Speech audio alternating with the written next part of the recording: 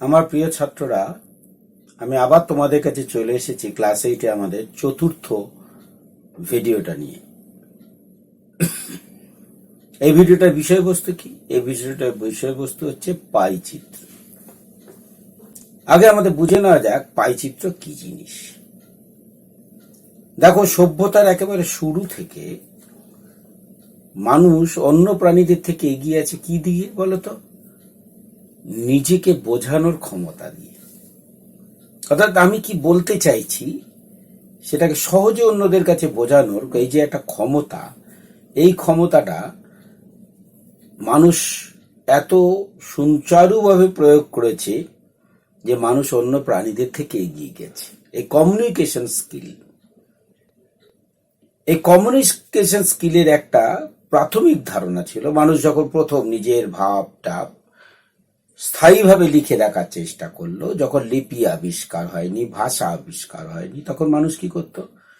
দেয়ালে ছবি এঁকে রাখত। দেয়ালে ছবির মাধ্যমে সব ঘটনাটাকে লিপিবদ্ধ করত। লিপিবদ্ধ বলা উচিত না, ছবিবদ্ধ করত। এই পাই চিত্র হচ্ছে সেই ছবির মাধ্যমে মত প্রকাশ করারই একটা পরম্পরা। এই যে অংশটা আমরা পড়ছি পাই চিত্র, এটা আসলে ম্যাথমেটিক্সে একটা নতুন ব্রাঞ্চ, তোমাদের কাছে নতুন। সেটা হচ্ছে স্ট্যাটিস্টিক্স বা রাশি বিজ্ঞান। রাশি বিজ্ঞানের একটা পার্ট। আর এই ধরনের পাই চিত্র তোমরা ইতিমধ্যে অনেক জায়গায় দেখেছো। খেলার মাঠে দেখেছো বিরাট কোহলি কোন অঞ্চল থেকে কত পার্সেন্ট রান করেছে বলে একটা গোল সার্কেল দিয়ে দেখানো হয়, তার মধ্যে এদিকটায় এত পার্সেন্ট। এগুলো হচ্ছে পাই চিত্র। এই স্ট্যাটিস্টিক্সে শুধু পাই চিত্র না, এছাড়াও অনেক রকম ভাবে ডেটাগুলোকে ছবির মাধ্যমে প্রকাশ করার একটা রীতি প্রচলিত আছে, যাকে বলা হয় পিক্টোগ্রাফ। দেখো, কয়েকটা পিক্টোগ্রাফের উদাহরণ আমি তোমাদের দেখাই। এই যে ছবিগুলো দেখছো, এগুলো সবই হচ্ছে এক একটা পিক্টোগ্রাফ। এই এক একটা ছবিতে দেখবে এক একটা জিনিসের পাশে কতগুলো করে আইডেন্টিক্যাল ছবি আছে, কোনোটা গোটা কোনোটা ভাঙা, এবং এক একটা ছবির মূল্য দেওয়া আছে। যে ধরো একটা ছবিতে কতগুলো হাঁস আছে, তা একটা হাঁস মানে কটা, কি বোঝাচ্ছে সেটা তলায় লিখে দিতে হয়। সেটা লিখে দিলেই তুমি বুঝতে পারছো। তুমি ধরো আমি লিখলাম একটা হাঁস সমান সমান 50 টাকা, তাহলে 3টে হাঁস মানেই তুমি বুঝে গেলে তার দাম 150 টাকা। আর এক জায়গায় 2টো হাঁস, তার মানে সেটা 100 টাকা। কিন্তু ধরো যে টাকা জানে না, 50 টাকা 100 টাকা জানে না, সে কিন্তু এই ছবিটা দেখে বুঝতে পারবে এখানে 3টে হাঁস আছে, এখানে 2টো হাঁস আছে, তার মানে এইটার দামটা বেশি বা এর পরিমাণটা বেশি। কোথা দেখলে 4টে হাঁস, একটা 2টো হাঁস, তার মানে এইটা এর ডবল। এই যে কিছু জিনিস আমি কিন্তু বুঝিয়ে দিতে পারছি, পুরোটা বোঝাতে পারছি না। এই কিছু জিনিস বোঝানোর জন্যই পিক্টোগ্রাফ ইউজ করা হয়। এই পিক্টোগ্রাফ ছাড়া এছাড়া অনেক ধরনের গ্রাফ আছে। বার গ্রাফ আছে অনেক রকম। Single bar graph, composite bar graph, horizontal bar graph, যেগুলো তোমরা পরে পরে আঁকা শিখবে বা 7-8 শিখেওছি। এখানে আমরা আঁকবো পাই চিত্র। বিভিন্ন রকম পাই চিত্র আমরা দেখেছি, সেই পাই চিত্রগুলো আমরা এখানে আঁকা দেখব। কিভাবে পাই চিত্র আঁকি। পাই চিত্রের জন্য কোন ক্ষেত্রে পাই চিত্র ব্যবহার হয়? ধরো ঠিক করলাম কোনো একটা পরিবারে মাসে বিভিন্ন খাতে টাকা খরচ হয়। ধরো বাড়ি ভাড়ার জন্য এত টাকা হচ্ছে, বিদ্যুৎ বিলের জন্য এত টাকা হচ্ছে, টেলিফোনের জন্য এত টাকা হচ্ছে, ছেলে মেয়ের লেখাপড়ার জন্য এত টাকা হচ্ছে, তারপরে ধরো যাতায়াতের জন্য এত পয়সা খরচ হচ্ছে, তারপর খাওয়া দাওয়ার জন্য এত পয়সা খরচ হচ্ছে, জামা কাপড়ের জন্য এত পয়সা খরচ হচ্ছে, লৌকিকতার জন্য এরকম বিভিন্ন খাতে টাকা খরচ হয়। এবার কোনো পরিবার যদি মনে করে তাদের সারা বছরে যে বিভিন্ন খাতে টাকা খরচের পরিমাণটাকে তারা একটা ছবির সাহায্যে প্রকাশ করবে, যার থেকে বোঝা যায় যে কোন খাতে বেশি টাকা খরচ হচ্ছে, কোথায় কম খরচ হচ্ছে, কোথায় খরচ কমানো যেতে পারে, এগুলো বিভিন্ন কারণে। এই জিনিসটাকে প্রকাশ করার জন্য তারা কি করে, এটা পাই চিত্রের মাধ্যমে প্রকাশ করা হয়ে থাকে। তাই পাই চিত্রের জন্য কি হয়, এই ধরনের কিছু ডেটা লাগে। যেমন ধর আবার কেরাম হচ্ছে, কোন রাজ্য সরকার দেখলো তার সারা বছরে এত ফসল উৎপন্ন হয়েছে। ফসল তো আর একরকম হয় না, ফসল অনেক রকম হয়। ধর ধান হচ্ছে, গম হচ্ছে, শস্য হচ্ছে, তৈলবীজ হচ্ছে, পাট হচ্ছে, কার্পাস হচ্ছে, তারপর কাঁচা সবজি হচ্ছে, এরকম বিভিন্ন ফসল। এবার একটা সরকারি ভাবলো তার তথ্যগুলোকে সে ছবির সাহায্যে প্রকাশ করবে।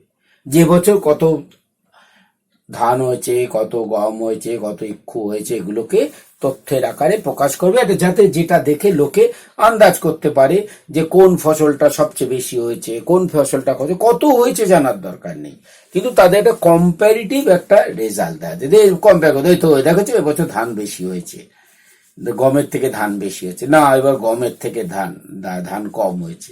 এই যে কম্পেয়ার গুলো মানুষ করতে পারছে, কিছুটা ভাব প্রকাশ, সেগুলোকে কি করা হয়, একটা সরলীকৃত আকার হচ্ছে পাইচিত্র।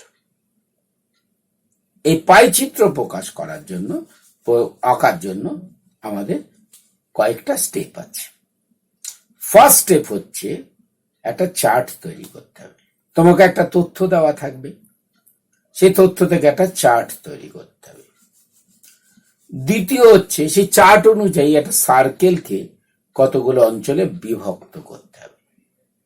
তৃতীয় হচ্ছে এই এক একটা অঞ্চলকে এক এক রকম কালার করতে হবে। আমরা তার রং পেন্সিল নিয়ে অঙ্ক করতে বসবো না, তাই আমরা এক এক রকম শেড দিয়ে দেবো। আমরা কালার না করে এক এক রকম শেড দিয়ে দেবো এক একটা ঘরকে। তারপরে কি করতে হবে, একটা ইন্ডেক্স তৈরি করতে হবে, অর্থাৎ কোন শেডটা কি রিপ্রেজেন্ট করছে। এই হচ্ছে আমাদের পাইচিত্র তৈরির কতগুলো প্রয়োজনীয় ধাপ। এবার দেখা যাক পরপর আমরা ধাপ অনুযায়ী কিভাবে সেগুলোকে ফলো করব। ধাপগুলো আমরা সেই ধাপ অনুযায়ী কিভাবে আঁকব। প্রথমে আমাকে একটা তথ্য দেওয়া থাকবে, তাহলে আমি একটা তথ্য নিই। দেখো আমি একটা ছোট একটা ডেটা নিয়েছি। ডেটাটায় কি বলছে, ধরে যাক কোনো একটা গ্রামে কোনো এক বছর 3 ধরনের ফসল উৎপাদন হয়েছে, তার হিসাবটা দেওয়া আছে। ধান উৎপাদন হচ্ছে 140 মেট্রিক টন, মেট্রিক টনে দেওয়া আছে। গম উৎপাদন হয়েছে 1100 মেট্রিক টন, পাট উৎপাদন হচ্ছে 120 মেট্রিক টন। এবার এই তথ্যটা থেকে আমাকে একটা পাইচিত্র আঁকতে হবে, এটা আমাকে দেওয়া থাকবে। এটার সঙ্গে সঙ্গে আমি কি করব, এইটা যখনই দেওয়া থাকবে আমি এই চারটা বইয়ে টুকবো, টুকে খানিকবো, মোট যোগ করব। দেখো এটা 360 মেট্রিক টন হয়েছে, 360। এইবার আমি এখানে সূত্র এক করব, কেন্দ্রীয় কোণ বলে একটা চার্ট তৈরি করব। কেন্দ্রীয় কোণ বলে একটা কলম তৈরি করব, এটার নাম দেব থিটা আই। কি লিখবো, থিটা আই। এই যে মেট্রিক টনে উৎপাদন, এর একটা নাম দেবো, সেটা হচ্ছে এক্সআই। নাম দেবে এক্সআই, এটা হচ্ছে থিটা আই। তাহলে দেখো আমরা এই থিটা আইটা কি হলো, থিটা আই কিভাবে বের করব। থিটা আই হচ্ছে x i into 360 degree by summation x i. এখানে সামেশন এক্সআই হচ্ছে 360, তার মানে এক্সআই ইন্টু 360 বাই 360 এত ডিগ্রি, তারপরে কেটে গেলে 1, তার মানে এক্সআই ডিগ্রি। তার মানে থিটাই হচ্ছে এক্সআই ডিগ্রি। এক্সআই মানে কি, যেমন এইটা হচ্ছে আমার x1, এটা হচ্ছে আমার x2, এটা আমার হচ্ছে x3। এর করসপন্ডিং ভ্যালুটা হবে থিটা 1, এটা হবে থিটা 2, এটা হবে থিটা 3। এই সূত্র অনুযায়ী theta i is equal to x i. তার মানে থিটা 1 প্রথম কোণটা হবে 140 ডিগ্রি, দ্বিতীয় কোণটা হবে 100 ডিগ্রি, তারপরে কোণটা হবে 120 ডিগ্রি। কেন এই দুটো সমান হলো, সমান হলো এটা 360 ভাবে হয়ে। মনে করে এটা যদি 360 না হয়ে 200 হতো, তাহলে কত হতো, 360 বাই 200। তাহলে এক্সআই ইন্টু 360 বাই 200 হিসাব করে যা পেতে সেইটা হতো এর ভ্যালু। আমি পরের উদাহরণটা দেখাবো যেখানে এটা 360 থাকবে না। আসলে কি হয়, আমরা ধরে নিই যে 360, এটা সার্কেলের ভেতরে পুরো অ্যাঙ্গেলটা ধরেছে। পুরো অ্যাঙ্গেল মানে কত ডিগ্রি? 360 ডিগ্রি। তার মানে এই যে 360 টোটাল উৎপাদন, এটা 360 ডিগ্রিকে রিপ্রেজেন্ট করে। তাহলে এত উৎপাদনটা কত ডিগ্রিকে রিপ্রেজেন্ট করবে সেগুলো বের করা হয়। এটা হচ্ছে থিটা এর অর্থ। এইবার আমরা কি করলাম, থিটায় চার্ট বের করে ফেললাম, চার্ট তৈরি হয়ে গেল।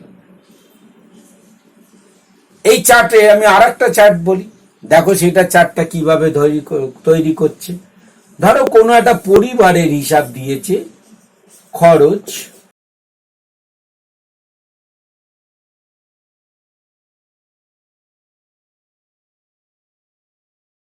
দেখো এই হচ্ছে একটা তথ্য। কোন একটা পরিবারে দেখা গেলো 1 মাসে একটা খরচ, বাড়ি ভাড়া বাবদ খরচ গেছে 5,000 টাকা, যাতায়াত খরচ গেছে 3,000 টাকা, খাদ্য বাবদ খরচ গেছে 12,000 টাকা এবং অন্যান্য খরচ হচ্ছে 4,000 টাকা।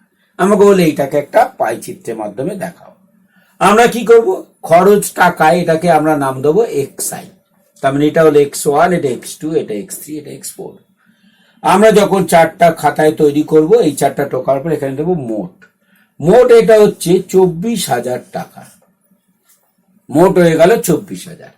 আমরা এখানে করব কেন্দ্রীয় কোণ থিটায়। থিটায় সূত্রটা কি হবে? থিটায় সূত্র হবে xi into 360 degree by summation xi। এই যে মোট, এই যে 24,000, এইটাই হলো সামেশন xi। তার মানে কত হলো, xi ইন্টু 360 ডিগ্রি বাই 24,000। কাটাকুটি যা গেল করব, 12 দিয়ে, যেটা কত হলো, 12 দিয়ে কাটলো 3, 12 দিয়ে কাটলো 2, তার মানে হচ্ছে 3/200। তার মানে কত হলো, 3xi বাই 200, 3xi বাই 200। এটা হলো কেন্দ্রীয় কোণ। তার মানে θ1 কত হবে? θ1 হবে x1 ইন্টু x1 এর মান হবে 5,000। এই জায়গায় 5,000 বসিয়ে দাও, তাহলে কত হলো, 3 ইন্টু 5,000 বাই 200। এই দুটো কাটলো, 2 দিয়ে কাটলো 25, 3 25 75, তাহলে এটা হয়ে গেল 75 ডিগ্রি। θ2 কত হবে? θ2 এই xi এর জায়গায় আমি 3,000 বসাবো, তার মানে 3 ইন্টু 3,000 বাই 200 কাটলো, এইটা দেখবে 15, তার মানে 45 ডিগ্রি, 45 ডিগ্রি θ2। এই θ1 θ2 এগুলো কিন্তু লিখতে হয় না, তুমি শুধু এগুলো লিখবে। θ1 θ2 তো তোমাকে বোঝানোর জন্য লিখছি। θ3 কি হবে? এই 3,000 এর বদলে তুমি 12,000 বসাও, তার মানে 3 ইন্টু 12,000 বাই 200, শূন্য দুটো কাটলো, এটা কাটলো 60, তাহলে 180 ডিগ্রি, তাহলে 180 ডিগ্রি। এইটা কত হবে? 4,000 বসিয়ে দাও, তাহলে 4,000 যেই বসাবে, এই 200 দিয়ে কাটবে, দুটো শূন্য কাটলো, 2 দিকে 20 রইল, 4,000 যেই বসাবে, তার মানে এটা হয়ে যাবে 60 ডিগ্রি। কত দাঁড়াবে? θ4। এগুলো লিখতে হয় না, শুধু অ্যাঙ্গেল গুলো লিখবে। এবং মজার জিনিস দেখো, এখানে অ্যাঙ্গেল গুলো যোগ করলে দেখো 360 ডিগ্রি হচ্ছে, এখানেও অ্যাঙ্গেল গুলো যোগ করলে দেখো 360 ডিগ্রি হচ্ছে। এইটা দেখে নেবে 360 ডিগ্রি হচ্ছে কিনা। যদি 360 ডিগ্রি না হয় তাহলে বুঝবে কোথাও ভুল আছে। অনেক সময় কি করতে হয়, এরা ভগ্নাংশে কেটে কুটে যায় না, এমন হলো ভগ্নাংশে মিলছে না, দশমিকে আসছে, তখন একটা রাউন্ড আপ করে অ্যাঙ্গেল নিতে হয়, রাউন্ড আপ আসন্ন মানে নিতে হয়, এবং সেক্ষেত্রে এটা অনেক সময় 360 ডিগ্রি হয় না, তাতে কিন্তু অসুবিধে নেই। যদি কখনো দেখো কাটাকুটি হচ্ছে না, ভগ্নাংশ এসে যাচ্ছে, রাউন্ড আপ করে ধরো 63.7 সামথিং হচ্ছে, তার মানে ওটা 64 নিয়ে নেবে। আবার ধরি 52.4 সামথিং হয়, তাহলে এটা 52 নিয়ে নেবে। এই কম বেশির জন্য অনেক সময় এটা 60 ডিগ্রি হয় না, সেটা ভুল নয়, ক্লিয়ার? সেটাকে মেকআপ দেওয়ার চেষ্টা করবে না। তাহলে এই তো চার্ট তৈরি হয়ে গেল। কেন্দ্রীয় কোণ কিভাবে বানায়, এই চার্টটা তৈরি করা আমি দুটো এক্সাম্পল দিলাম, বোঝা গেছে? ভালো করে দেখে নাও। হয়ে যাওয়ার পর আমাদের কাজ হচ্ছে ছবি আঁকা। এই ছবি আঁকার জন্য আমরা কি করব, একটা বৃত্ত আঁকবো। খুব বড় বৃত্ত আঁকবো না, মোটামুটি ধরে নাও 3 সেন্টিমিটার, 2.5 সেন্টিমিটার, 3 সেন্টিমিটার, এর বেশি ব্যাসার্ধের বৃত্ত আঁকবে না। একটা বৃত্ত এঁকে নিলে এই বৃত্তটা আঁকার পর তুমি 2 সেন্টিমিটার আঁকতে পারো, 3.5 আঁকতে পারো, 3 আঁকতে পারো, তার বেশি আঁকবে না। আঁকার পর কেন্দ্র থেকে যে কোনো একটা রেখা টেনে দেবে। টানার পরেই কোণগুলো পরপর এখানে আমরা আঁকবো। এই 140 ডিগ্রি, 140 ডিগ্রি একটা আঁকলাম, 140 ডিগ্রি। তারপরে 100 ডিগ্রি, এরকম ভাবে একটা আঁকলাম, 100 ডিগ্রি। তাহলে দেখবে অবশিষ্ট তৃতীয়টা এখানে একটা 120 ডিগ্রি পড়ে থাকবে। এরকম ভাবে কোণগুলো আঁকলাম। যেমন এই ছবিতে আমরা এরকম একটা 2 বা 3 সেন্টিমিটার ব্যাসার্ধে বৃত্ত টানলাম। তার টেনে এখানে 4টে কোণ আছে। প্রথম কোণটা 75 ডিগ্রি, আমরা এরকম ভাবে আঁকলাম। চাঁদা বসিয়ে মেপে মেপে আঁকতে হয়। 75 ডিগ্রি চাঁদা বসিয়ে, কম্পাসের সাহায্যে না। 45 ডিগ্রি, এরকম ভাবে একটা হলো 45 ডিগ্রি। 180 ডিগ্রি, এই যে 180 ডিগ্রি সরল কোণ, এটা আঁকা সবচেয়ে কঠিন। 180 ডিগ্রি এবং অবশিষ্ট পড়ে রইল 60 ডিগ্রি। নিজে থেকেই 60 ডিগ্রি পড়ে থাকবে, শেষেরটা রাখতে হয় না। আঁকা হয়ে গেল। খুব কঠিন কাজ নিশ্চয়ই নয়। এরকম ভাবে কোণগুলো পরপর আঁকতে হয়। এরপরে কাজ হচ্ছে এক একটা অঞ্চলকে এক এক রকম ভাবে শেড করে দিতে হবে। যেমন দেখো এই অঞ্চলটাকে আমি এরকম শেড করলাম, এক একটা অঞ্চলটা এক এক রকম ভাবে শেড করে দিলে। এই অঞ্চলটাকে ধরো আমি এরকম ভাবে শেড করলাম, এই অঞ্চলটা এরকম ভাবে এঁকে দিলাম। যেমন এইখানে ধরো আমি এই অঞ্চলটাকে এরকম ভাবে শেড করলাম। এমন ভাবে রাখবে যেন, খেয়াল রাখবে পাশাপাশি দুটো শেড যেন একই রকম দেখতে না হয়, একটু যেন তাদের মধ্যে গ্যাপ থাকে, ডিফারেন্স থাকে। এইখানটা আমি কি করলাম,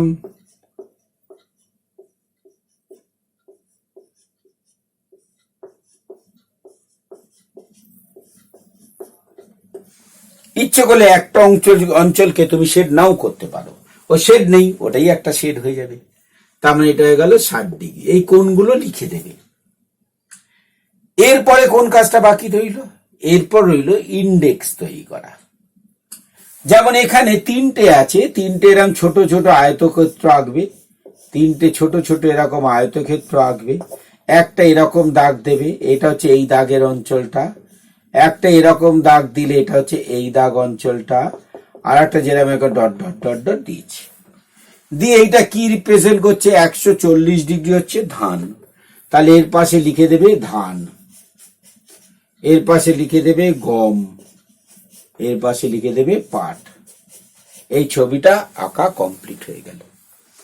যেমন এখানে আছে আমার 1 2 3 4, 4টে। তাহলে আমি এখানে 4টে আয়তক্ষেত্র আঁকবো। এটা হাত দিয়ে আঁকতে পারো, স্কেল পেন্সিল অত আমার দরকার পড়ে না। হাত দিয়ে আঁকলে হবে, একটু বেঁকে টেকে গেলে কোনো সমস্যা নেই। প্রথম ধরো এইটা দিলে, তার মানে এই অঞ্চলটা। তারপরে ডট ডট ডট ডট দিলে, তার মানে এই অঞ্চলটা। তারপরে এরকম বেঁকা বেঁকা দিলে, তার মানে এই অঞ্চলে একটা ফাঁকা রেখে দিয়েছো, ফাঁকাই থাকলো। তাহলে এটা কোন অঞ্চল? 75 ডিগ্রি। বাড়ি ভাড়া পাশে লিখবে বাড়ি ভাড়া।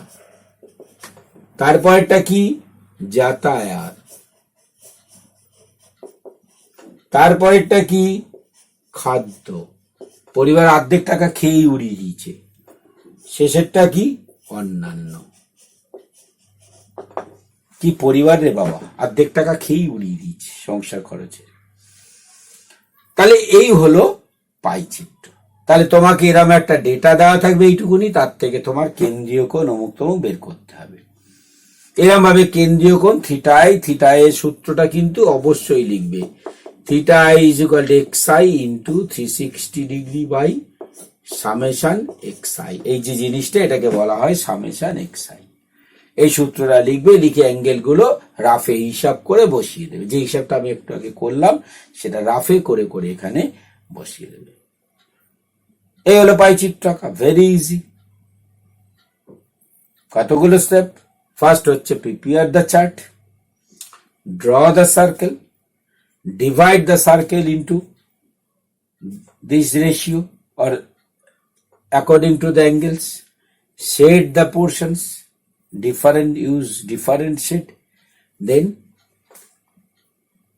কি দেন হচ্ছে মেক ইন্ডেক্স। তাহলে এই হলো আমাদের পাই চিত্র আঁকা। এটা তোমরা বুঝতে পারলে? আবারও বলি, এই সার্কেলটা যখন আঁকবে এর ব্যাসার্ধ 2 থেকে 3 সেন্টিমিটার, তার বেশি নেবে না।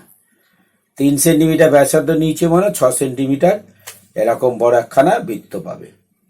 তার বেশি বড় করলে তোমার সেট করতে অনেক বেশি সময় লাগবে, আর শুধু শুধু সময় নষ্ট হবে। আর তার থেকে যদি 2 সেন্টিমিটারের ছোট নাও তাহলে খুব ছোট হয়ে যাবে, পুরো জায়গাগুলো যে ক্যাঙ্গেল লেখা অমুক লেখাগুলোর জায়গা পাবে না, ফলে গিঞ্জি হয়ে যাবে, ব্যাপারটা খুব অস্পষ্ট হয়ে যাবে। তাহলে মনে থাকবে 2 সেন্টিমিটার, সবচেয়ে ভালো হচ্ছে 2.5 থেকে 3 সেন্টিমিটার নেওয়া, নিয়ে এগুলো আঁকতে হয়। তাহলে ভিডিওটা দেখবে, দেখে স্টেপ বাই স্টেপ করবে। দরকার পড়লে বাড়ির বড়দের সাহায্য নেবে, তাদেরকে বলবে একবার ভিডিওটা দেখে নিয়ে তোমাকে গাইড করতে। তাহলে এই হলো পাই চিত্র। এবার যে পাই চিত্রগুলো আছে সেগুলো তোমরা এঁকে ফেলো। খুব সহজ জিনিস, খুব সহজ জিনিস। একটু সময় বেশি লাগে। তুমি যে বৃত্তটা বড় করে ফেলো অনেক বেশি সময় লাগবে। বৃত্তটা মাঝারি যেরকম মাপ বললাম ওরম মাপে করলে। আর একটা কথা, সেটা হচ্ছে বৃত্ত আঁকার সময় পেন্সিলটা যেটা নেবে, পেন্সিলটা যেন 2B পেন্সিল হয়। একেবারে তুমি যদি একটা HB পেন্সিল বা আরো হার্ড পেন্সিল নাও তাহলে হয়তো বৃত্তটা দেখাই যাচ্ছে না, এরকম অদৃশ্য হয়ে যাবে প্রায়, ফলে জিনিসটা দেখতে ভালো লাগবে না। ওকে, তাহলে আজ এই পর্যন্ত। পাইচিত্র আঁকো, যেগুলো পারবে না। আর যেটা বললাম আসন্ন মানে নিতে হবে। অনেক সময় ভগ্নাংশে মিলবে না, কাটাকুটি মিলবে না, সেক্ষেত্রে আসন্ন মানে নিতে হবে। এবং আসন্ন মানে নেওয়ার ক্ষেত্রে যোগফলটা 360 ডিগ্রি নাও হতে পারে, কিন্তু সেক্ষেত্রেও মনে রাখবে যোগফলটা 360-এর থেকে কাছাকাছি থাকবে। কাছাকাছি মানে কত? 358 থেকে 362-র মধ্যে থাকবে। তার বেশি হয়ে গেছে মানে বুঝতে হবে কোথাও না কোথাও গন্ডগোল করেছে। 358 থেকে 362-র মধ্যে থাকলে মোটামুটি ঠিক। তার থেকে বেশি হচ্ছে মানে কোথাও একটা গন্ডগোল করেছে। তাহলে আজ এই পর্যন্ত, পরের দিন আবার দেখা হবে। Bye bye.